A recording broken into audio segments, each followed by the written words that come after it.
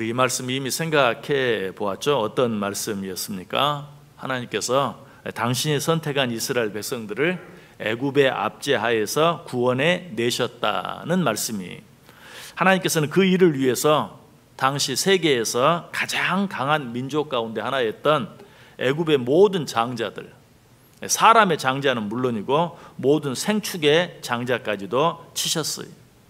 그렇게 하심으로 우리 하나님께서는 당신의 백성들을 애굽에서 나오게 해 주셨습니다.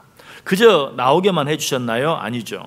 우리 하나님께서 당신의 백성들을 애굽에서 나오게 해 주시면서 빈손으로 나오게 하지 아니하시고 오랫동안 그저 종살이만 하면서 한 푼도 받지 못한 임금까지 금, 은으로 받아서 나오게 해 주셨다라고 말씀드렸어요. 더 놀라운 사실은 애굽 사람들이 그렇게 오랫동안 부리던 종들을 내보내면서 환영하면서 내보내, 제발 빨리 좀 나가주라. 너희들 때문에 우리가 너무 힘들고 어렵다. 무엇 때문에 그렇게 했죠? 10가지 재앙을 겪으면서 이제 너희들에게 아무런 미련도 없다. 그러니 빨리 나가라. 애굽 사람들이 이스라엘 사람들을 환영하며 내보내게 만들어 주셨다. 이것이 하나님이 당신의 백성들을 위해서 하신 일이, 하나님께서는 당신의 백성들을 이렇게 함께 해주세요. 그리고 이렇게 인도해 주세요. 그런데 오늘 본문을 자세히 보면 하나님께서 이스라엘 백성들을 출애굽시키면서 이스라엘 백성들을 인도해 주시면서 어떻게 그들을 출애굽시키셨는지 보다 더 구체적으로 우리에게 설명해 주고 있어요. 12절 보세요. 강한 손과 펴신 팔로 인도하여 내신 이에게 감사하라. 그 인자하심이 영원함이로다. 하나님이 이스라엘 백성들을 어떻게 인도해 내주셨다고요? 강한 손과 펴신 팔로 인도해 주셨다. 자, 강한 손과 펴신 팔로 어떻게? 13절 보세요. 홍해를 가르신 이에게 감사하라. 그 인자하심이 영원함이로다. 도무지 걸어서 건널 수 없는 깊은 홍해를 가르심으로, 그 강한 손과 펴신 팔로 그 홍해를 갈라 놓으심으로 말미암아 이스라엘 백성들이 출애굽하게 하셨다. 그래서 약속 땅을 향해 나아가게 하셨다. 홍해를 가르기만 하셨나요? 아니.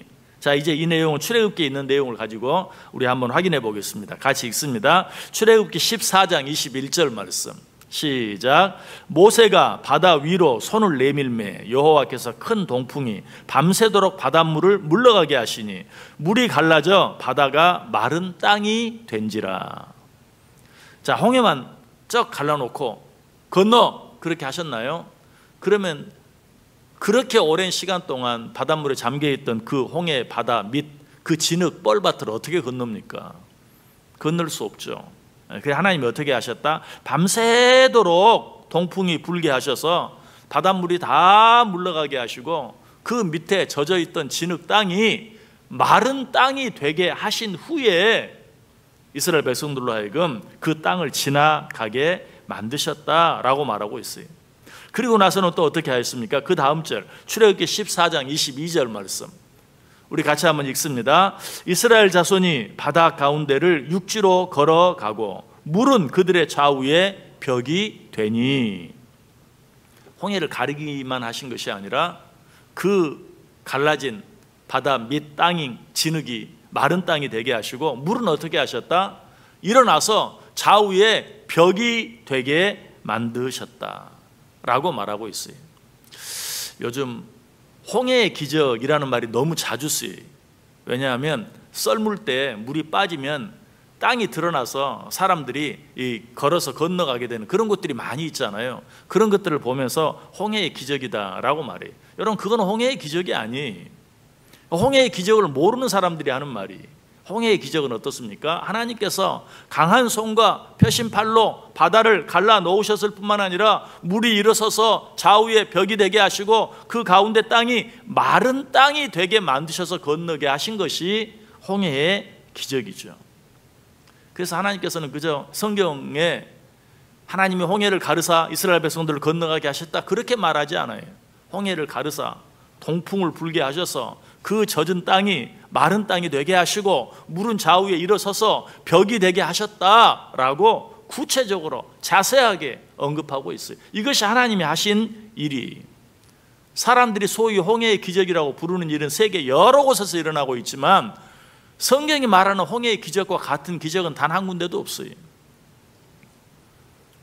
그렇게 해서 이스라엘 백성들이 그 홍해를 육지처럼 안전하고 편안하게 통과하게 해주셨다. 이 사실을 오늘 보면 14절이 뭐라고 말합니까? 이스라엘을 그 가운데로 통과하게 하신 이에게 감사하라. 그 인자하심이 영원함이로다.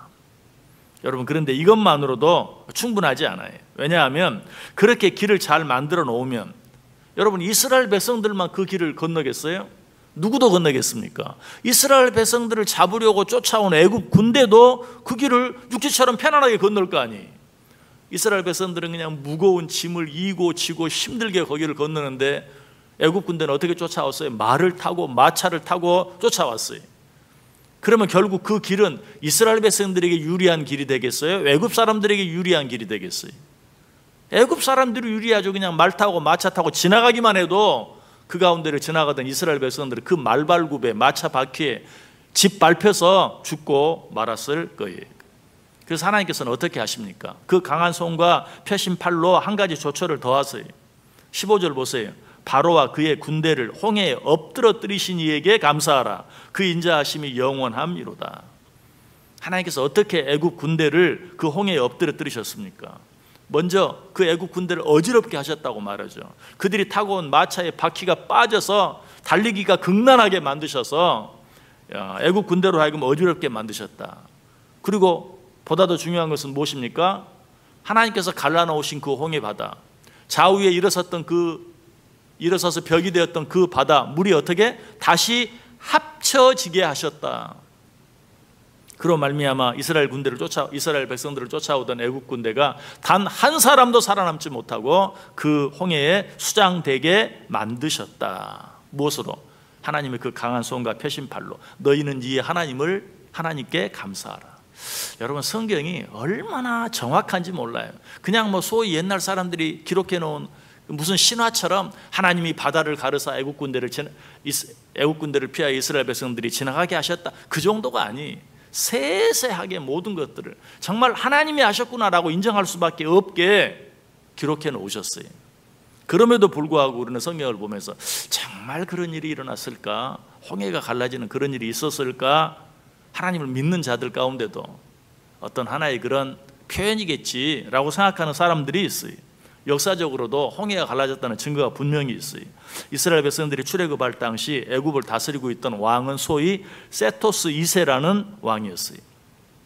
그래서 후세 사람들은 이 홍해가 갈라져서 이스라엘 백성들이 건너가고 애굽 군대가 수장된 이 일을 수치스럽게 여겨서 이 세토스 2세의 무덤을 다 파헤치고 더럽혔어요. 그의 사관을 빼내서 만인 앞에서 부서뜨리기까지 했어요. 그리고 세토스 2세라는 이름은 애굽의 모든 기념부에서 다 빼버렸어요. 심지어는 세토스라는 이름이 싫어서 그 왕의 증조부였던 세토스 1세의 반지에 새겨져 있던 동일한 칭호까지도 다 지워버린 것을 보게 돼요. 뿐만 아니라 그때 애굽 사람들이 수장된 그 바다의 만을 오늘까지도 바르콜줌이라고 부르는데, 이 바르콜줌이라는 이름의 뜻이 뭔가 멸망의 바다. 이스라엘 백성들이 건넜던 그 홍해를 애굽 사람들이 뭐라고 부르는가? 멸망의 바다. 자기 애굽 군대들이 다 거기 수장돼 버렸잖아요. 그래서 바르콜줌이라고 부르고 있는 것을 보아요. 애굽 사람들이 성경에 있는 말을 인정하려고 그렇게 이름을 지었겠어요? 아니죠.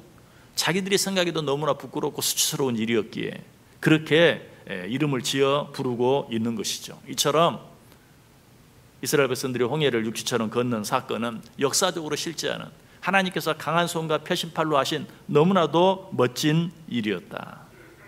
이처럼 하나님께서는 당신의 백성들을 인도하시되 확실히 인도하십니다. 빈틈없이 인도하십니다. 처음부터 끝까지 인도하세요. 요즘 말로 하면 도어 투 도어로, 그냥 애굽에서 꺼내주고 나 할 만큼 했다, 너희들이 이제 알아서 가, 이 정도 했으면 너희들 알아서 해야지, 그렇게 하지 않으세요. 10가지 재앙을 통해서 이스라엘에서 꺼내서 약속의 땅 가나안에 들어가기까지 도어투도어로 확실하게, 그야말로 라이프타임 워런티, 우리가 이 세상 살아가는 그 모든 전생애 동안, 아니 그 뒤로 영원까지 하나님께서 우리와 함께 하시고 우리를 인도하시고 우리를 도와주신다. 하나님 왜 그렇게까지 하신다고요?